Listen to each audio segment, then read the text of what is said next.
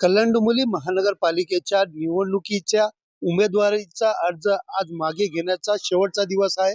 मी सध्या उभा आहे कल्याण पश्चिमेतील सी प्रभाग क्षेत्राच्या बाहेर, निवडणूक कार्यालयाच्या बाहेर, आणि आपण पाहू शकता या ठिकाणी सकाळपासूनच उमेदवारांनी आपले दस्तावेज छाननी व उमेदवारी अर्ज पाठी घेण्यासाठी या ठिकाणी येत असताना पाहायला मिळत आहे.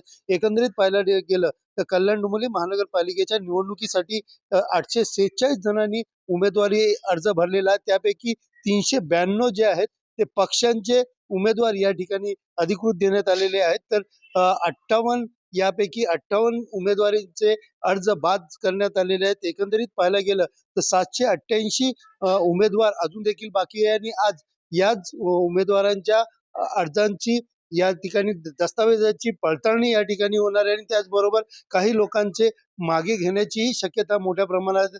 त्यामुळे एकंदरीत पाहायला गेलं तर कल्याण-डोंबिवली महानगरपालिकेमध्ये 122 जागांसाठी या ठिकाणी निवडणुका होत असून कालपर्यंत पाहायला गेलं तर महायुतीचे 9 उमेदवार बिनविरोध आलेले आहेत, आणि आज शेवटचा दिवस आहे.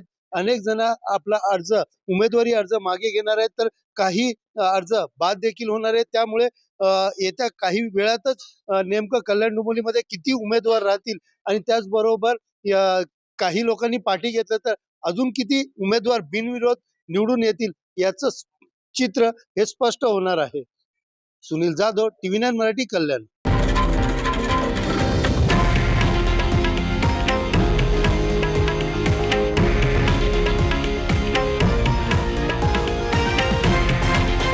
हे आहे देशातील नंबर 1 न्यूज नेटवर्क आणि आपण पाहत आहात TV9 मराठी, एकमेव.